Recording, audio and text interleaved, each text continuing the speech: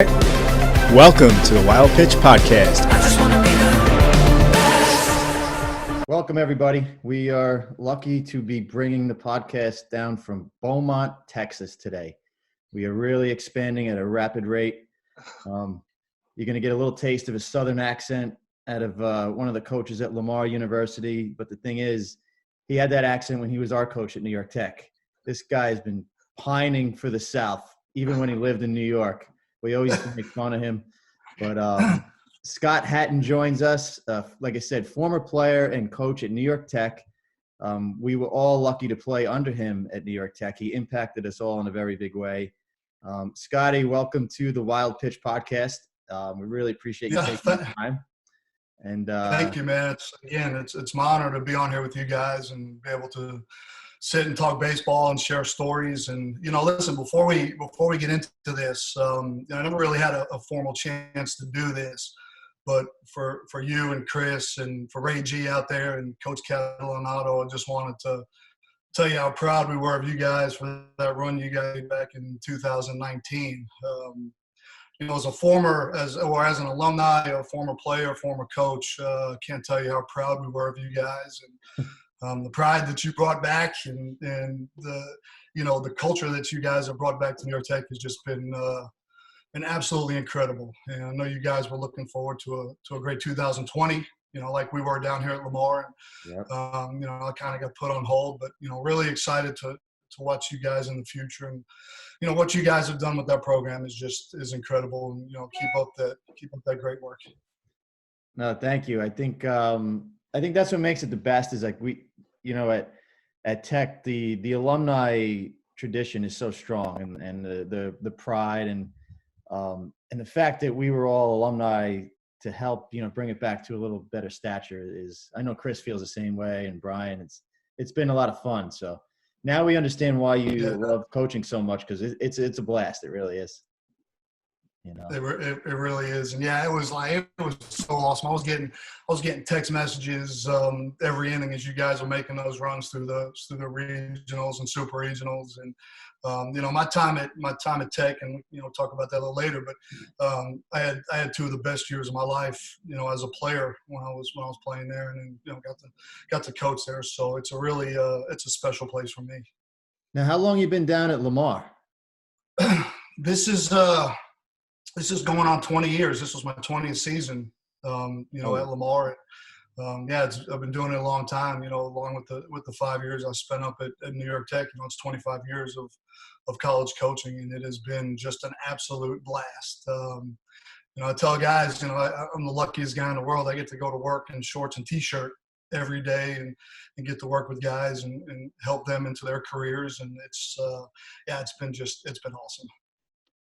Thanks for rubbing it in. I mean, I think the only thing we do in a shorts and a T-shirt is recruit in the summer. I know. It's only about 85 degrees right now and sunny, and I wish we could be on the field, but we'll get back there someday. Yeah. So I remember back you played at Lamar as well. That was when Tech lost the program, right? I did.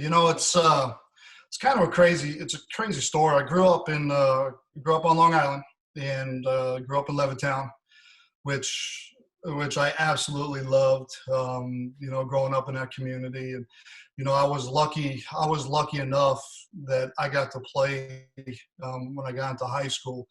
In my opinion, one of the best high school programs, or if not the best high school program on Long Island, which was Levittown Division, and I was fortunate enough to play for the best high school baseball coach, maybe of all time. And I know I'm being a little biased, but right. I got to spend 3 years with Doug Robbins as my head coach, and it was 3 of the greatest years of my life. And we had some great teams. We went to 2 state finals. We went to a Long Island finals.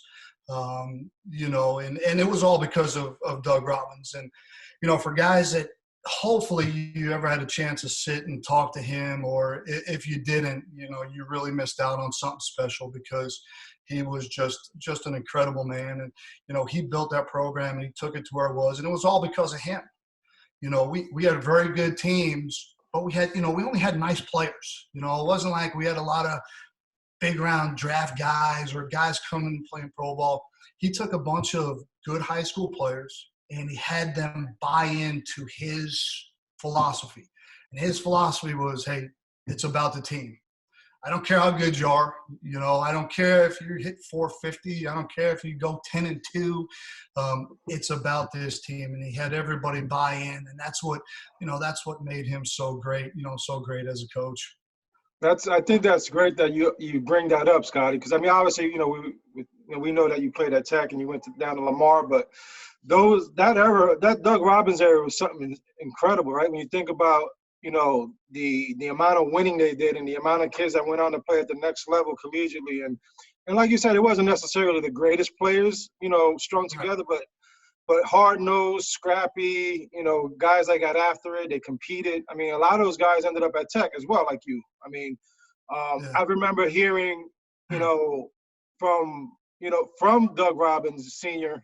explaining at some point in time, this is well into, when Division was obviously a powerhouse, talking about how he had teams beat before they even got off the bus because they, people were scared of them, so. Hey, absolutely, man. He was unbelievable. And, it was crazy the way he could just get guys to buy in.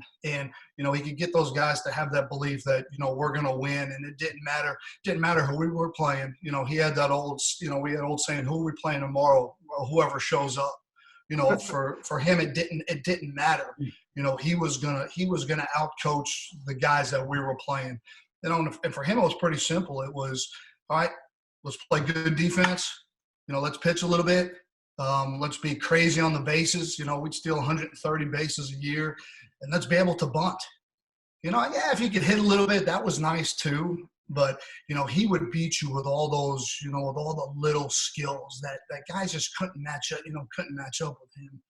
And, he does. He has all the wins and all the county championships and the Long Island championships to his name. And I always say if they were building a Mount Rushmore of high school coaches out on Long Island, he's got to be, he's got to be in the forefront of that. And, he's got to be, he's got to be on top of that. And not only was he a tremendous coach, but he was an even better person. And, I got so lucky to be able to play for that guy for 3 years. And, just to give you a little quick story on Coach Robbins, one thing he used to do every year, at the end of the season, he'd write you a little hand note, and he'd write it out and he'd send it to you and he'd talk about your seasons. And I was fortunate enough to play 3 years for him and started as a sophomore, and I was the only sophomore in varsity my sophomore year. And so we go to the state finals, and in the county finals, I ended up breaking my arm, and I missed the state tournament and had surgery. Bad break, huh? Yeah, it was tough. But at the end of the year, I'm sitting at the house and just got out of surgery, and I get my letter from Coach Robbins. And you always hear about these letters, and it was this letter shows up, and I'm like, wow, this is great.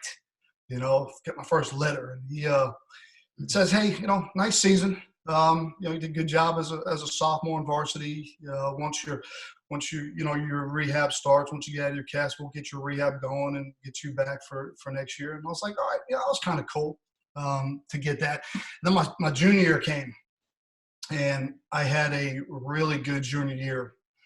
But something happened in the middle of that year where I had done something a little selfish. I had sent something a little selfish, kind of, not a team guy thing. And, he kind of called me out on it right there. And, we got over it and we moved on, and, we went to Long Island finals and lost in the finals. And, I ended up having that breakout year to kind of put me on the map for colleges, so summertime comes, and, again, I'm looking forward to this letter because I'm getting a letter from the Godfather. This is the guy you didn't want to disappoint. You wanted to do well by him. And so my letter shows up, and it's a 2-page letter. I'm like, wow, this is great.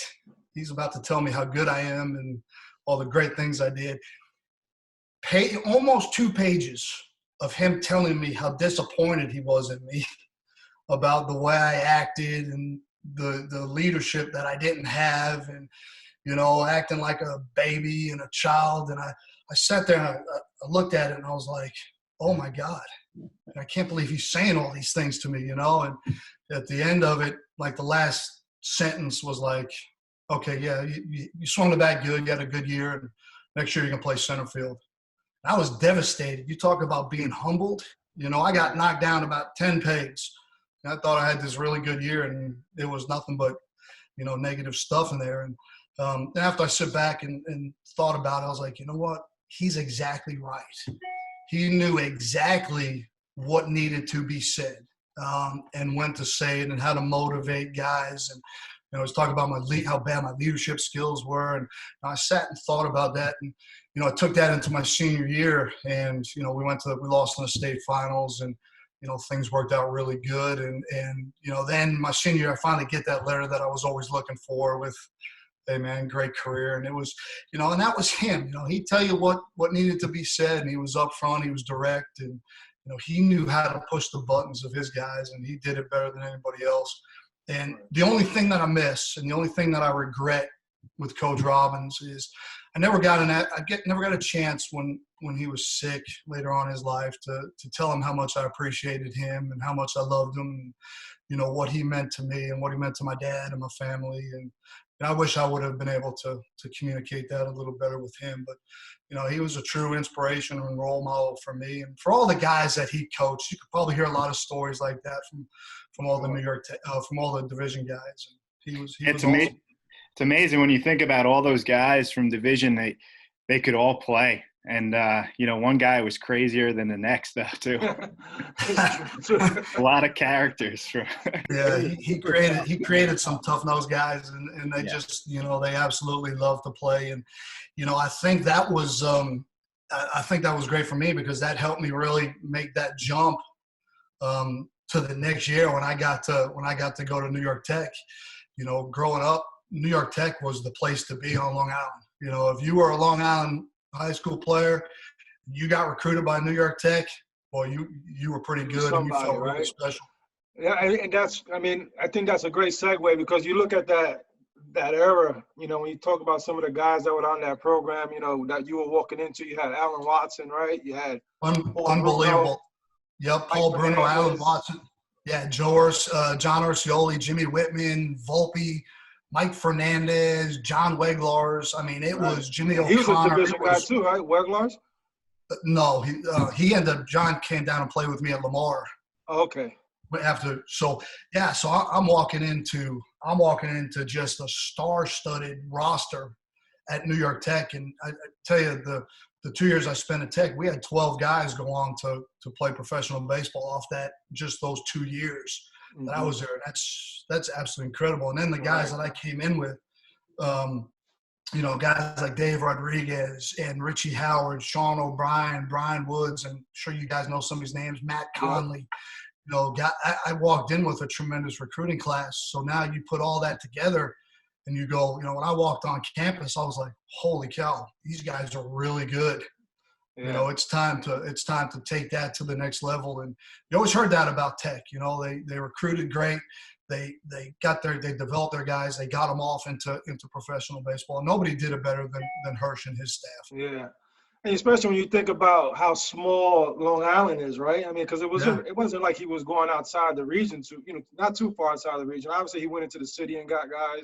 He used to call them the 718s back then, right? That's right. And you know, you just, you know, so many talented athletes from the region that just, you know, ended up there and wind up, you know, playing at the next level. And I think that was the draw for a lot of us younger guys, you know, that came after you know, like myself, Jim and Brian, and you know, and all the other guys that kind of, you know, followed in those footsteps. But it had to stink knowing that you guys had so many talented players, and then the program gets it gets taken away, you know, and gets the carpet swept from underneath. You know, I tell everybody my 2 years at New York Tech were two of the best years of my life for a lot of reasons. Number one, I got to play for Hirsch, Bobby O'Brien, Larry Minor, Pat Short, you know, Ray Edsel, Mike McCabe, just a star-studded coaching staff that I got to play for. And then it was the guys that I played with. You know, the group we talked about, we had such a tight-knit group, similar to the way you guys had it. And I absolutely love those guys. You know, Dave Rodriguez has been my best friend for 30 years, and we talk, once a week, and I very rarely see him. And, he's a guy that I met when I showed up, at New York Tech. And, those lifelong friendships is really what it's all about. But, my 2 years was just absolutely incredible. And I always say, for a position player, making that jump from high school to the Division I is always the toughest jump that you're going to make. It's even tougher than going from college to pro ball. Because, in high school, you're facing some pretty good guys, but when you show up in college, and you're facing guys like Jimmy O'Connor, and then, the guys you're facing, your opponents, and now you're facing pitching coaches that are trying to get you out, and guys that can pitch backwards and do all that kind of stuff. It's a really big time, it's a big time jump. And I found that out pretty quick as a freshman, showing up at New York Tech. And, but yeah, it was a tremendous 2 years. And, my freshman year, I only had about 14 or 15 at-bats, as a freshman. But I learned so much, because of the coaches that I was with, because of the players that, I was surrounded by. And I'll never forget my first college at-bat. Awesome experience, okay? Awesome. We're down in Houston, Texas, my freshman year, and we're playing Rice University. It's the third game of the year, and I hadn't gotten any at-bats yet. Middle of the game, Hirsch yells down and says, Hatten, grab a bat, you're going to hit. So I'm like, holy cow. I'm looking, grab my batting gloves. I run on deck. I got the weighted bat. I'm swinging it as hard as I possibly can. And I get, I'm out there, and the guy in front of me makes out. I grab my bat, and I run up the home plate, and I take 3 fastballs down the middle. And then I run back to the dugout. And, Hirsch, comes over the way he does. He puts his arm around you and he says, I got 2 things to tell you. I said, yeah. He goes, never run up the home plate and never run back to the dugout. That's not an ass and says, hey, good luck next time. And, and then we were kind of off and running. And, and I learned so much that, that first year. And again, a lot of it was being around the guys that I was with. And then, my second year in the program, I had a really good year. I was hitting in the 3-hole, playing left field for New York Tech, which was the dream. I'm surrounded by Alan Watson and Mike Fernandez and Pete Polis. And, it was absolutely awesome. How good was Waddy?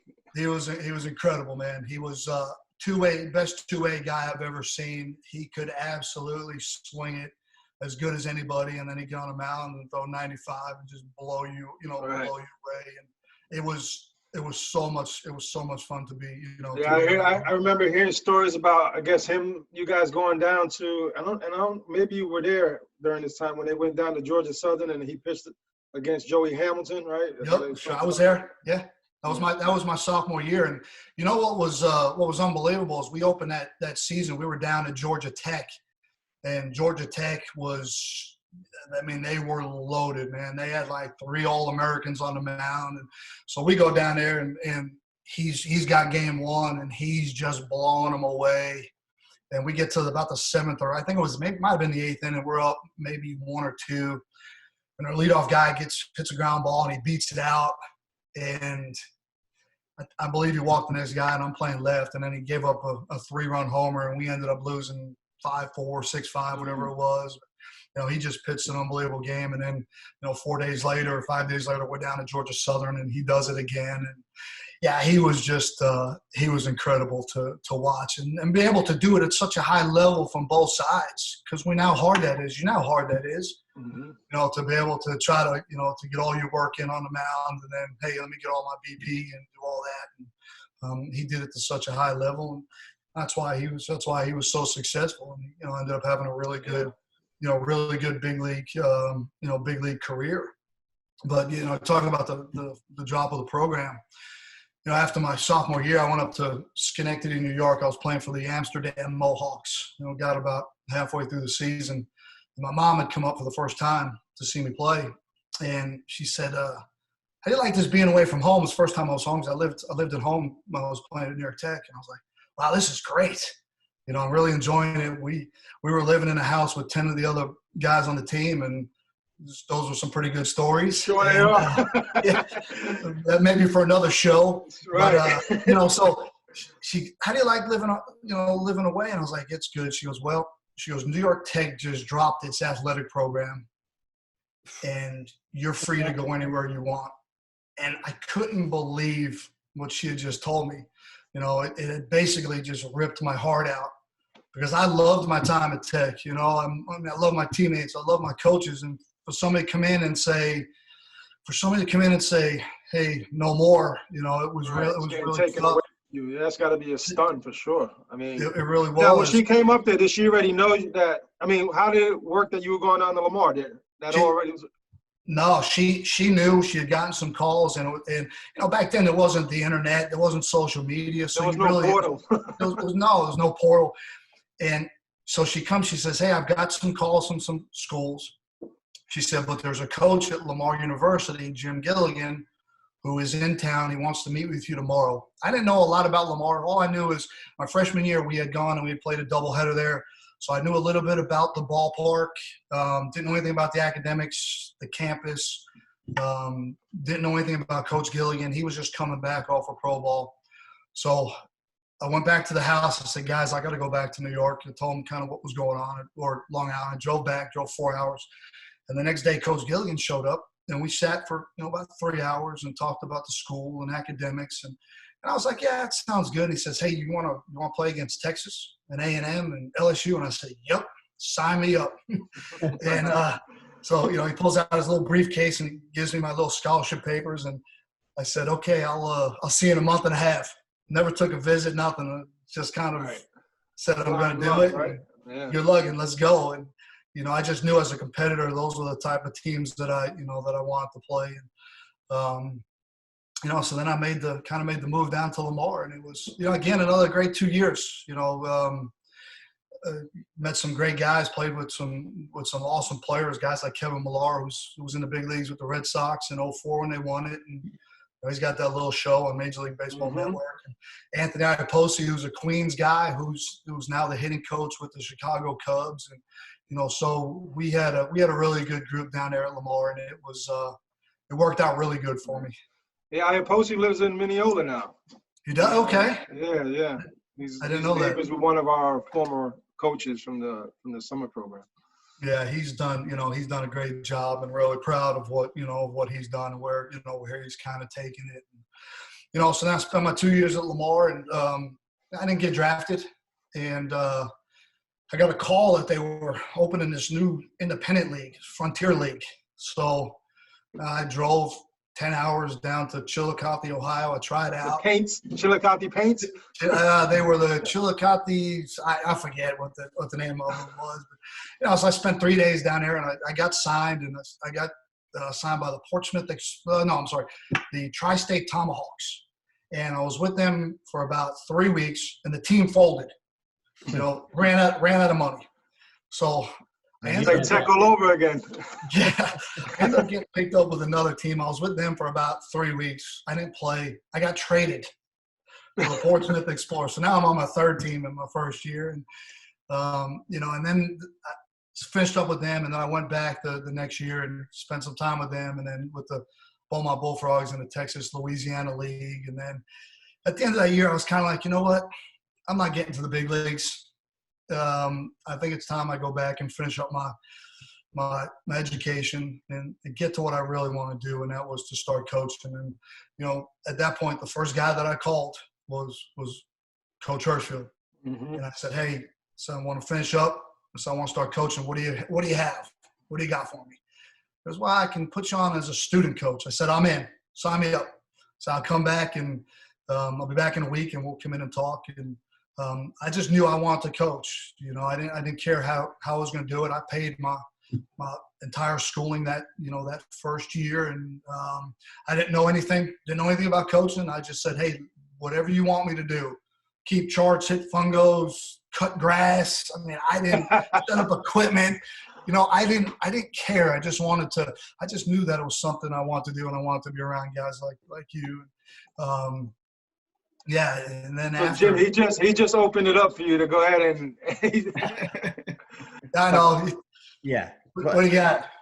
Hey, listen, this guy, being a left-handed outfielder, right? Like is this Yep. how much is he going to impact me, a shortstop? But he impacted me a great deal. I'm sure you could say the same. And I think that the beauty of it too was there was instant respect there because you would grab a bat in front of us and you had such like whip. Remember, he had a ton of He used to win all the home run derbies during camp. Yeah, he had a smooth, sweet, professional swing. So, we all respected you right off the bat because you were a better hitter than us and you hit home runs. But your love for like groundskeeping, for me, an absolute psycho. And your freeness to hit me fungos was, you hit me so many fungos. And I believe the only way to get better is to put the work in. And I know I was, listen, I was a little crazy back then in terms of wanting to keep that field perfect. And, I wanted to do it for you guys. No, but I think, what's funny, Scotty, is that what you did, that trickles on into the rest of us. So now you have a certain pride, right? You have you have a connection, and you want to carry that on and to see, we are, we're the student athletes now. And then we got this coach who's a former Tech player. He's coming in, he's busting his tail every day, not only to help us on the field, but to also provide like a pretty cool environment for us, right? Because you had seen it, you had experienced it, you want us to have that same feeling, and that says a lot. And then like Jimmy will tell you, think about how many times we used to get on the field ourselves to have to rake it and drag it, that's because, listen, if our coach can do it, if it's good enough for him, it's good enough for me, and that's the kind of thought process that carries on, so there's a lot more to it than just, hey, keeping the field nice, you gain a sense of pride and respect, Well, who was that guy? Remember the What's time we all hopped into a van and we go down to Sussex County? Yes. And we meet your boy down there. We pick up some goods, and then he meets us at the field maybe the following weekend, and we ripped up half the infield, and that thing was mint. I mean, it was surface in the Northeast at that point. It was Yankee Stadium, that field. What's that? That field was Yankee Stadium.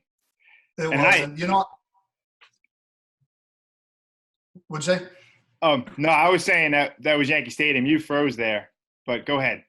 Okay. No, I learned a lot of pride from him, and he was down at Lamar, and he took care of our infield at Lamar, and I saw the way it was, and I saw the way he kept it, and we were pretty lucky and fortunate when I was there, as we played on some really good fields and some really great services. And I said, if I ever get a chance to get into coaching, this is what I want for our guys, because I saw the way those teams took pride in what they had. I wanted to try to bring that to you guys, and just a little way to give back and to go, hey, let's have a beautiful field. Why not? Let's have a great team, and let's take pride in what we do. And you guys did that. It wasn't just me. It was you guys after practice, working on that field, making sure that your areas were pristine. Oh yeah. It was a lot of fun. It didn't go too didn't help my career, as I used to run into other groundskeepers down the road, and I'd be like, hey man, you're supposed to drag this field in circles. You're not supposed to. Tell them they're doing it wrong. Yeah, I was trying to tell them how to do their job because I had a whole education in it from you, and well, I remember the biggest day in the history of the program when we were there was when we got that mower that made the stripes in the grass. We did. I think we were one of the first, especially in the Northeast, to kind of stripe it up, and it gave us a little bit, of flair. And it really helps when you have a nice field, but you have great infielders that make it even look better. And you guys were so spectacular, and field looks great, but watch these guys flash the leather out there, and watch some of the things that they can do, and kind of put that together, and it looks pretty good. No, it was good. It made my experience awesome. So. You left after my freshman year, so the field went downhill pretty quick. But as a hitter, I didn't mind it too much. Right, helped you as a hitter, you saying? Yeah, it was a lot harder. Yeah.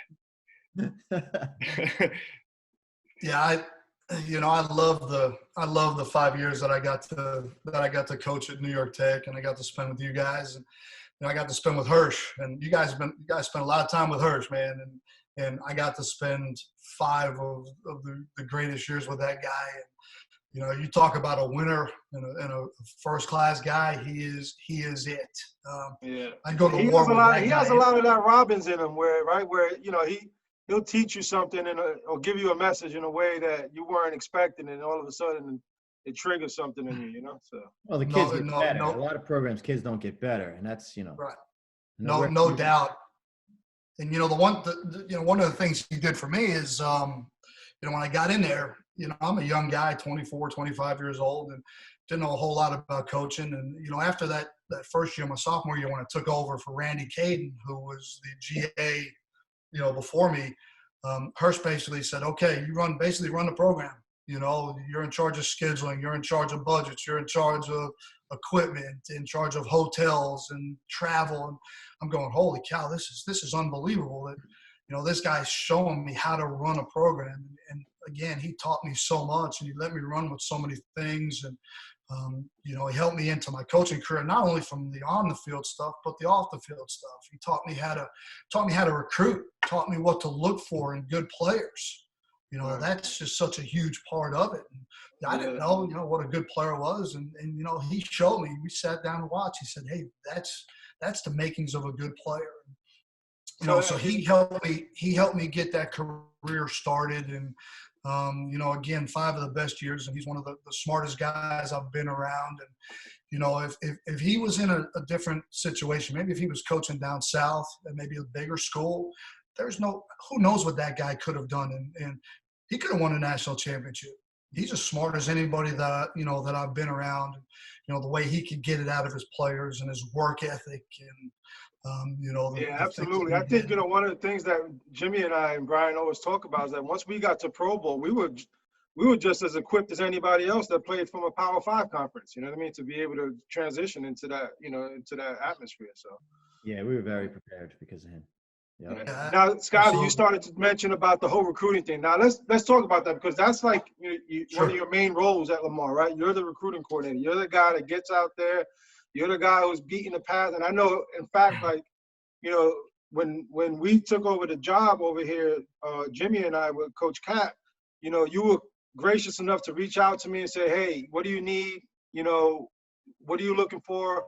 Maybe I can point you in the right direction, because you already had all your relationships and your tie-ins, you know, from all these years of doing it, you know. So, you know, when you first are looking at a kid, I mean, the obvious is his physical abilities, right? That's the first thing you're probably trying to, you know, you're pointing out. And then is how he's going to project for you, how he fits for you, you know, his ability to play the game fits for Lamar, right? Once you get past that and you have identified that, what's the most important thing after that for you and for your program? Well, hey, let me backtrack for 1 second. And, you know, as a recruiting coordinator, you know, one of the good things, and I'm pretty fortunate, you know, with the guys that I work with, Will Davis, who's the head coach at Lamar, and Sean Snedeker, who's our pitching coach, they also get out and recruit. So it actually makes my job a little bit easier, because I know there's a lot of programs where, hey, the recruiting coordinator, he's the guy who goes out, he makes the decision, and that's it. And the other guys don't, you know, recruit. Well, those guys get out almost as much as I do, and which is awesome. And a lot of times we all get to see the kid we're recruiting. And let me tell you why that's so important. Because let's say, for example, I come out and I see you play, and I go back to Coach Davis and I say, man, I really love this kid, and, you know, he's got everything that I want. And Coach Davis, who's the head coach, he doesn't get to see you. Well, now you show up on campus, and you know what? Maybe you're just not quite as what I was describing. Right. And now he looks at you and goes, hey, who's this guy you're bringing me? You know, so now there's that little bit of doubt. But when we can get out as much as we can, and we can all go and lay eyes, and that doesn't mean I could go out and sign a guy right now. He trusts me 100%, just like I trust him and trust the pitching coach. And we don't need to, but we do. We try to get out and get as many looks at a guy as we possibly can, just so we can all sit there and go, all right, this is the guy we want. We know when he's coming in. We've all got that, okay, he's our guy. There's no second thoughts to that. There's no, you know, who this is your guy, and Right. It's so, our yeah, guy.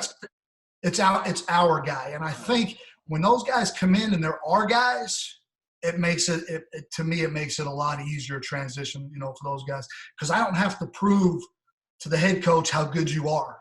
Right. He already knows. He already knows how good you are. Yeah. We kind of go from there, and then, obviously, I'm a hitting guy. Okay, so I want to recruit 25 Barry Bonds. I want to bring in the best hitters I possibly can. But you know what? You got to be smarter than that. And when you break down recruiting and you break down your team, to me, what wins games? Okay, and it's run prevention. Okay, it starts with those guys on the mound. Right. And I got to go out and I really want to find the best arms that we can find. I want to find the best defenders, and then if they can hit, now we got something. Now we have something special in a player. Our second baseman last year was J.C. Correa, who's Carlos Correa's younger brother. And, he comes in as a second baseman, and, he's a stud defender, but he hits .330 with 15 doubles and 10 homers. So now you've got that complete guy, right? But to me, to start it, you got to have arms. You're not going to win. You're not going to win without arms, and guys that can play defense. And we have 3 center fielders playing for us, left, right, and center. Can all run it down, and we take a lot of pride in our defense. And going into the last game of this year, we were number 1 in the country in fielding percentage, because we spend so much time and we put so much effort into the defensive side of and keeping runs off the board. And then we can hit, and then if you can hit really good, now you got something. Now you have something special. I tell you what, I can speak to the having your guys in recruiting, because I think no matter what, if you have 10 kids come in, maybe there's each coach has that one guy that they're kind of behind, and man, I hate it. Right. Because we just rip each other over those players, right, Chris? I mean, it's pretty fun. Oh, you gave this kid $5,000. It should have been a $6,000 player. But meanwhile, we're just busting chops. But it's so much better when you don't have that tie, because you find yourself pulling for that kid so much extra, because you're like, I really stuck. That's right.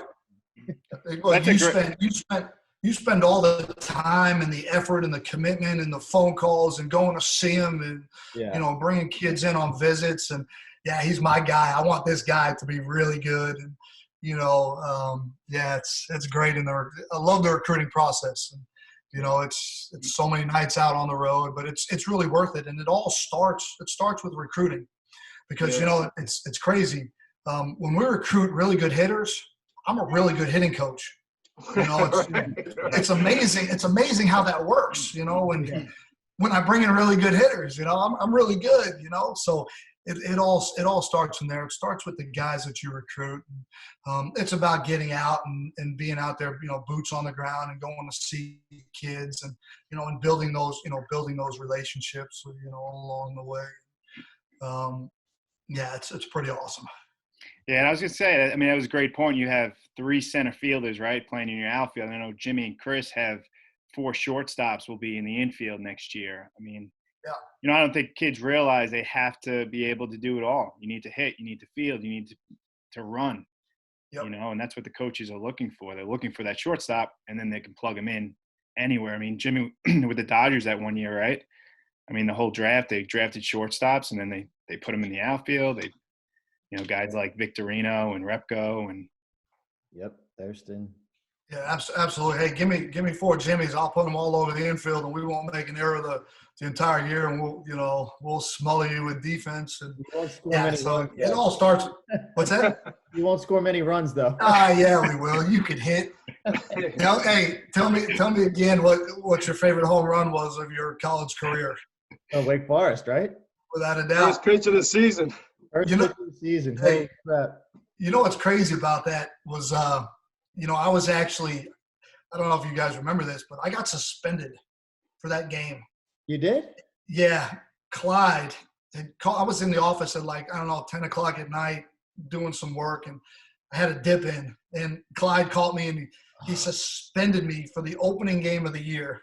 And so I'm sitting up in the press box watching this, and I'm going just absolutely nuts. And it was great.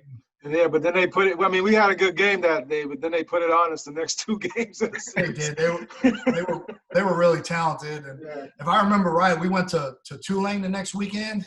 Yeah. And did you start one of those games? Yeah, I was telling you, we talked about this a few weeks ago because Jim never remembers any of my good outings. He always talks about how I was just this raw kid. So I took a no-no into the fourth inning over there, fresh off of Tommy John. Yep. 5 months removed from Tommy John's surgery. So. Oh man. Yes. Yeah, those are great teams, and we were independent schedule that year, weren't we? Yeah. You know, and that's one thing that guys don't. No, we were still in the mid-continent. Yeah. Were we still in there? Yeah, Brian's year was the first they went back to independent. We were in the Mid-Continent Conference. Okay. Yeah, 97, 98. Yeah, I know when we went to independent, that was we never had really the record, to where you go, wow, this is a really good club. But if you look, we sneak in a few wins there though against some of those tough programs. Oh, yeah. The schedule we played was unbelievable. Yeah. We were trying to put you guys up against the best competition that we could do. And day in and day out, you're going down to play Miami and Georgia Southern and VCU and Old Dominion, and those type of clubs every weekend, and really teaches you to grow up in a hurry because you're playing the best in the country. Yeah, I mean the 4 years that I was there, we played Miami every year, and Miami won it twice, the national championship. So just to be able to play the best team in the country 2 out of 4 years was awesome. Yeah, absolutely. And listen, as a player, that's what you're looking for.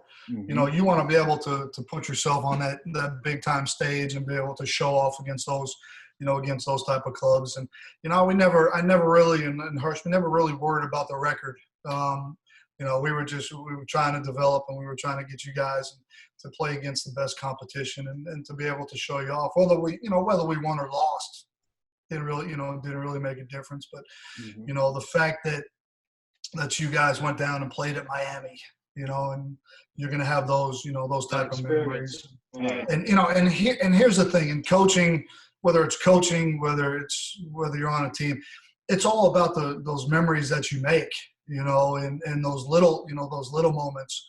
Like you guys are going to remember that the trip to the College World Series forever. You're going to remember, 20 years from now, you're not going to remember that the guy hit 340. But you're going to remember that, hey, that bus ride going to the World Series, or making that, those wins in the super regionals, and the friendships that you make along the way. And to me, that's what it's all about. Coaching is awesome, but it's the friendships and the relationships that you make, and being able to look at that 20 years down the road and have guys call you and say, "Coach, what's up?" I don't remember what those guys hit. It doesn't matter. It was those times that we got to spend together, got to spend with you guys. And I'll talk about field maintenance, just little things like that, and the trips that we made.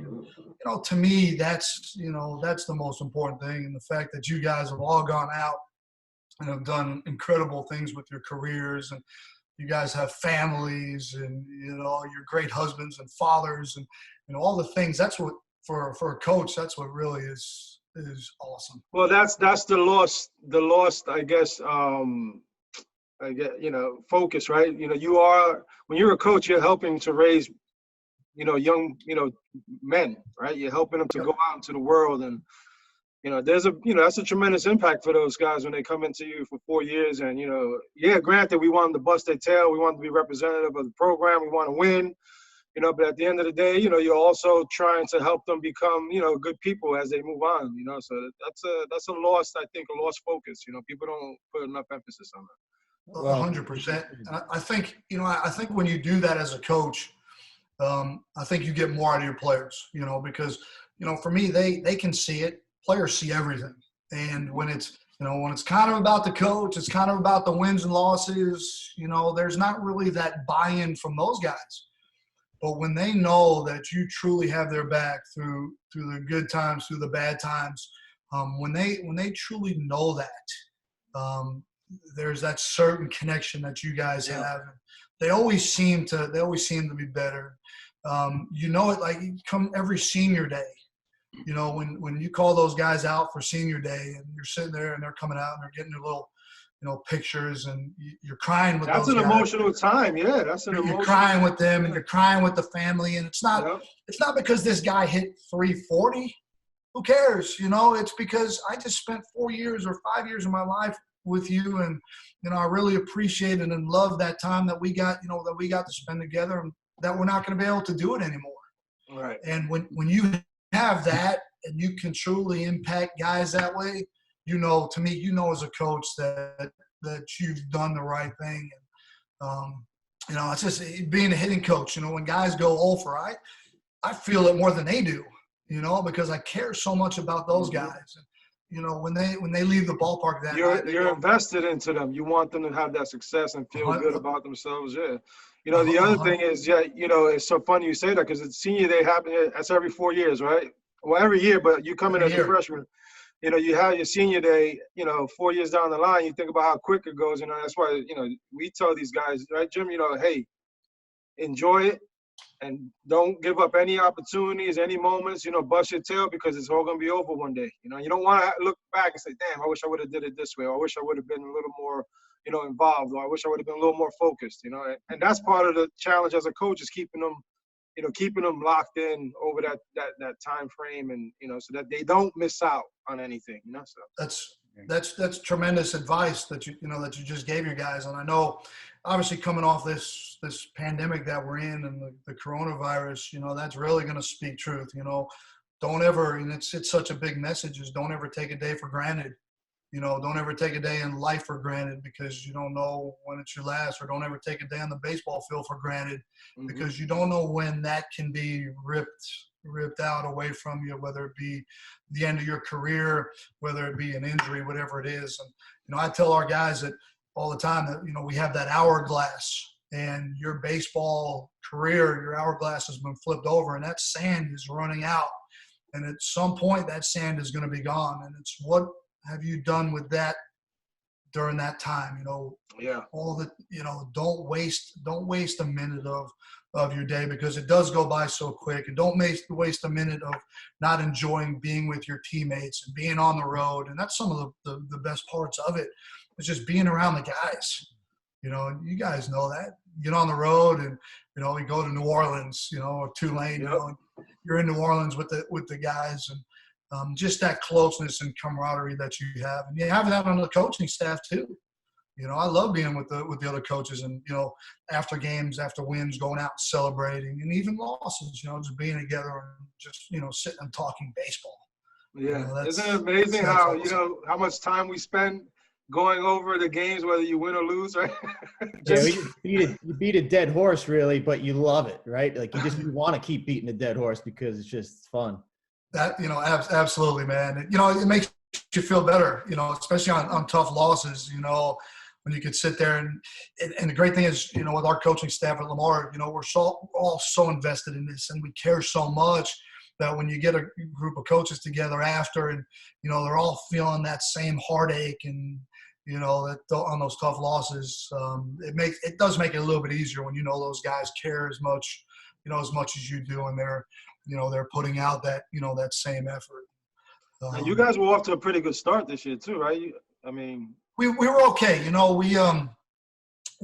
We had actually lost. We went down the weekend before the season ended. We went down to SFA, who's got a really good club. We lost 3 games in a row. We lost 3 really tough ball games, and then we had a midweek Tuesday, Wednesday, actually at Tulane, when all of this kind of happened. And we lost 2 tough games. The Tuesday night game, we came out, we had 17 hits, but we ended up losing 14-12.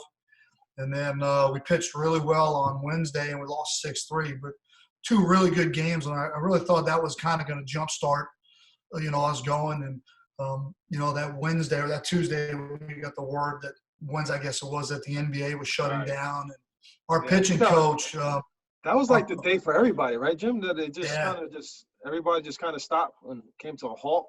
Yeah, we actually probably were later than most, right?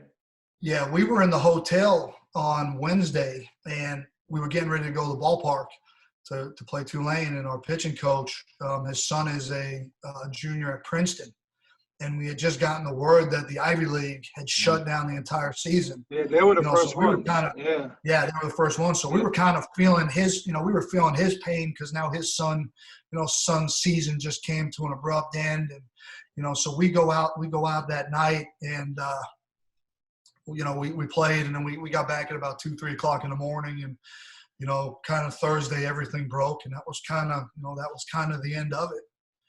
And that was really tough to handle. It was tough for our guys, especially our seniors. And we only had 6 of them, but they had put so much effort and went to this program, and I felt really bad for them. And what are you doing with them? They're coming back. Most of them are coming back. We got 4 guys that are definite. We're still waiting on 2 guys to see what they're doing. And it's probably better that we didn't have a ton of them, because then there would have been, we might have had 50 guys on the roster next year. And it was actually our 2, 3, and 4 hole hitters that are coming back. Nice. So it kind of, makes me feel pretty good. Those guys are going to be. Those back. are hard to replace, right? They're hard to replace. So yeah, listen, we're excited for. We're excited for next year already, and we can't wait to get going. And yeah, it's been what's that? No, I'm sorry, I didn't mean to cut you up, but what I wanted to say was, a lot of people don't realize how deep the tide from Long Island to Lamar goes, right? I mean, there's been a lot of players from this area that have gone down there, or from the New York area that have gone down and had some pretty solid careers, right? I mean, we've had some tremendous New York guys, dating back to when we had Michael Lambort from Rockville Center, who was ended up being a 4th or 5th round pick for us. All-time career home run leader down here, switch hitter. He was unbelievable. And that year that we recruited Mike, that same year we signed an outfielder from Central Islip, a kid by the name of Esty Harris, who ended up being a 2nd rounder with the Yankees, and he never made it down to Lamar. But that would have been a pretty good 1-2 combination if we could have got both those guys down. And, we just had a guy who graduated for us in 19, Robin Adamas from Brooklyn. No, I'm sorry, the Bronx.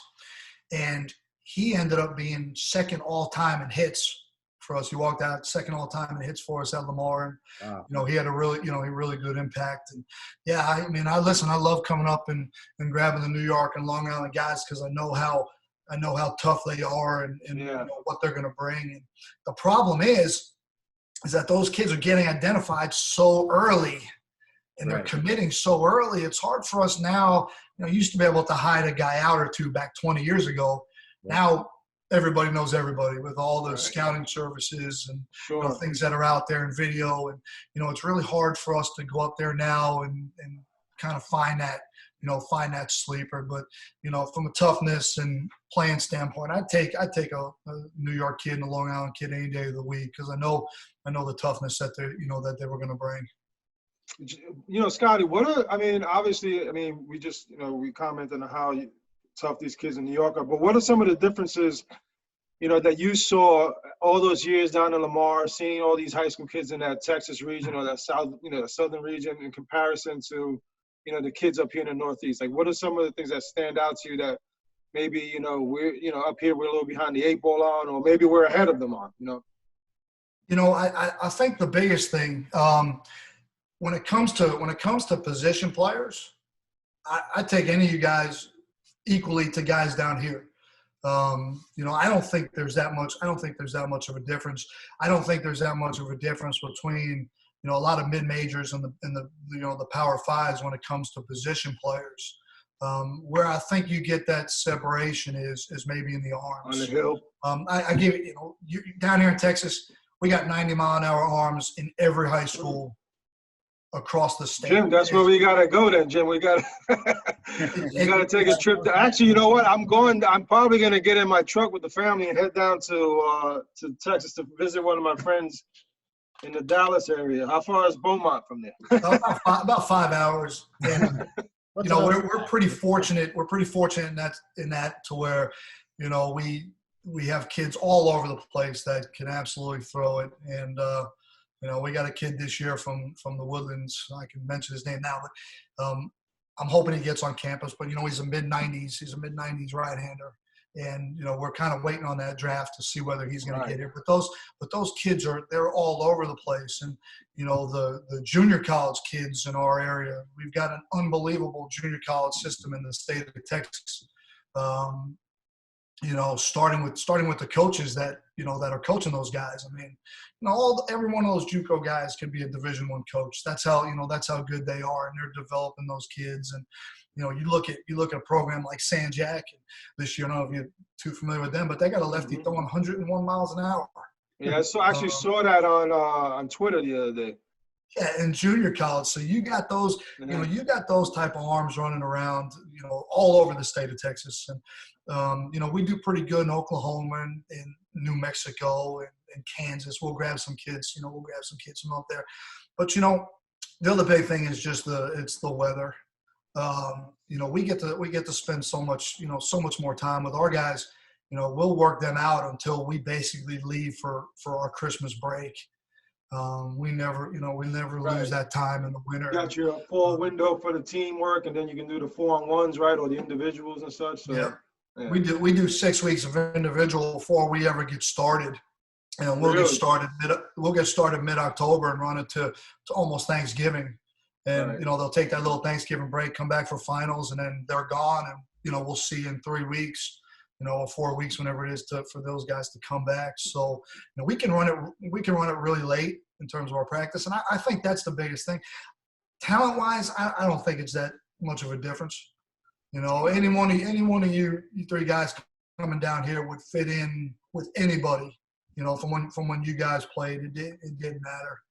On any Power 5 school or any school across the country, you guys would fit in and, be super studs at those schools.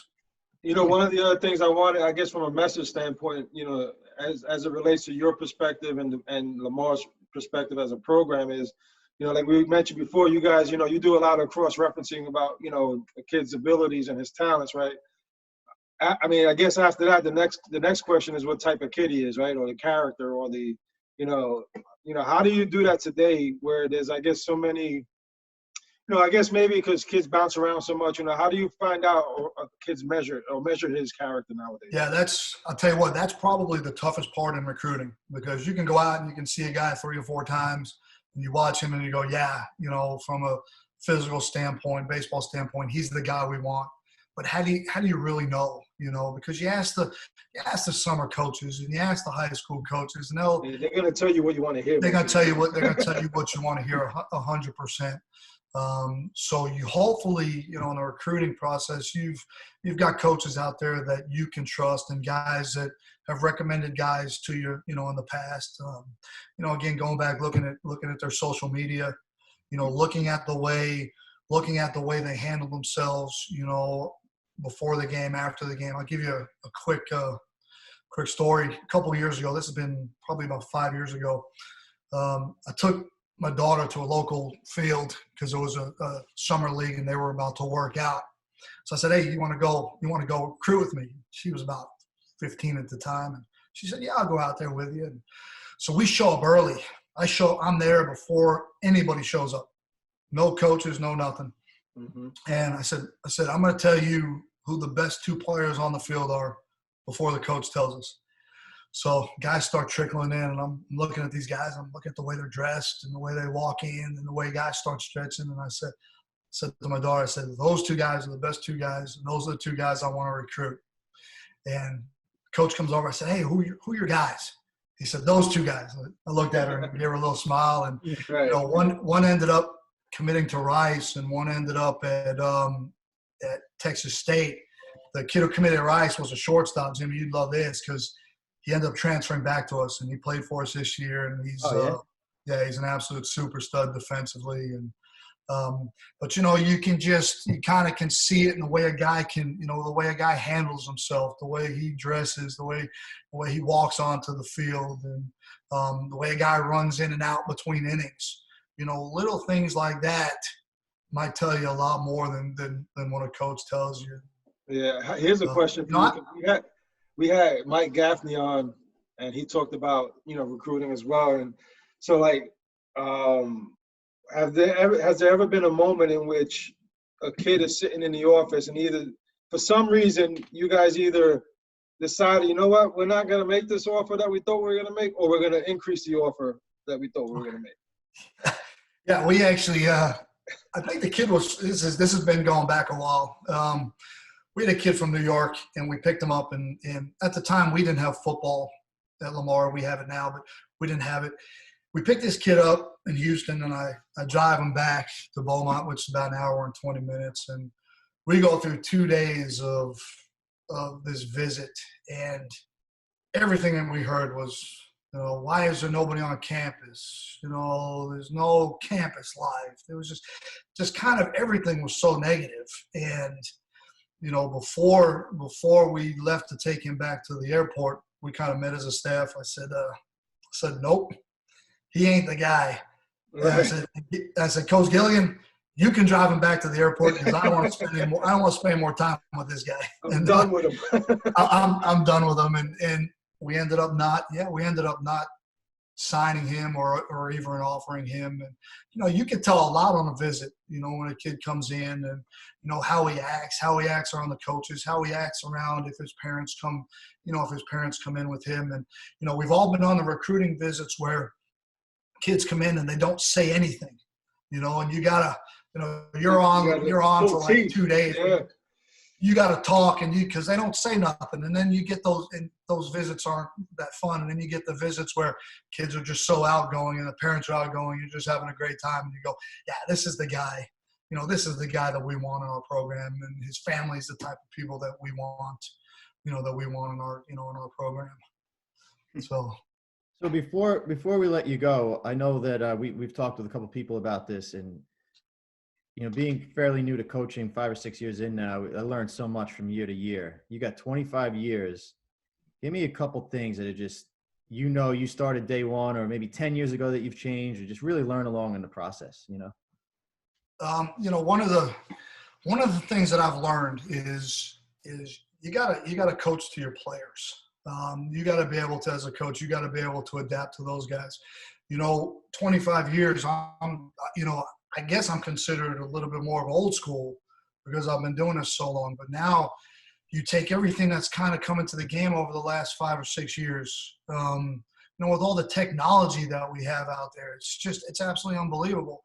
We have it all. We've got Right View Pro, we've got Modus, we've got Synergy, we've got Flight Scope. We have all of that stuff. And it could have been easy for me to go, well, I've been doing this for 20 years. I don't need that stuff, but you got to adapt to that because those are the type of kids that are coming in. And it's not that you got to lose your old school ways or thinking, but when you put all that stuff together, it may make you a better coach. And I feel like and you got to know how to speak the same language as them, right? Without a doubt, because they're growing up. They're growing up with all that data and all that information. And when kids come in and they go, "Hey man, let's talk about exit velocities and launch angles and all this fun stuff," and I'm going, I don't know anything about it. They're gonna go, well, I really don't trust this guy. Right. So it's been a great process for me in learning how to adapt to all that stuff, and I absolutely love it. And as a coach, it's just trying to learn, and trying to get better and develop. And this way, you can kind of pass that on to your kids, and just never losing that love for the game. 25 years, I've absolutely loved every minute that I've been in. Through good times, through tough times. One guy I got to give a shout out to is Coach Gilligan. When I first came back, after New York Tech. He came back and he gave me that opportunity to come and coach with him, and I couldn't thank him enough. And, for all the things that he did for me and trusted me with his players and, giving me all of those opportunities. And I've been really fortunate that I've played and I've coached with some unbelievable coaches through high school, through the 2 colleges that I played at, coaching with those guys. And, I've been really fortunate to learn a lot. And, Scotty, you talked about the data stuff, right? And I know the technology. There's probably a story that not too many people know about your younger brother, right? Yeah, that's a great story. Real quick, when I was playing at New York Tech my freshman year, my brother is pretty intelligent. and he's gone on to be an orthopedic surgeon. He lives down in Daytona, but he used to mess around with the computers a little bit. And when I came home one day from practice, and I walked in, and there was 3 FBI agents in my house, and they were arresting my brother, who was at this time he was probably like 15 or 16, and I'm like, oh my God, what's going on? Well, he had broken into Grumman. He had figured out a way to tap through the phones, and he was looking at some really classified stuff, and they brought him in for questioning, and it was really a kind of a cool story. And they ended up letting him go because he wasn't trying to do anything crazy, but just the fact that all that happened. And yeah, that's a great story. I can't believe you remember that one. Yeah, I do. Hey, Scotty, with all the advancements in technology, all the tools that you guys are using, has it adjusted your approach at all to hitting and the way you're teaching it? I mean, obviously the way you're teaching it, but have you learned from it anything? Or Yeah, absolutely. My approach when it comes to hitters, obviously number one, recruiting really good players and recruiting really good hitters, but then I teach it to the individual. Okay, I've never been a cookie cutter guy. I've never said we've got to do, everybody's doing this, X, A, B, C. We don't do that. The first thing that I do is when I bring a guy in is I try to identify what type of guy is this. Okay, and the metrics really help. To give you an example, we have our leadoff guy.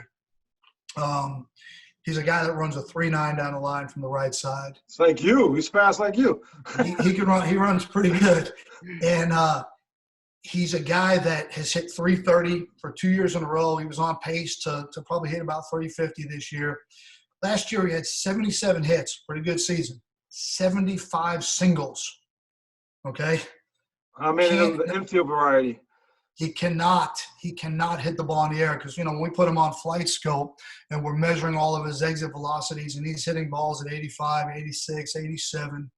And especially in our ballpark where the wind blows in 90% of the time, you take this kid right here and you hit fly balls and he's not good.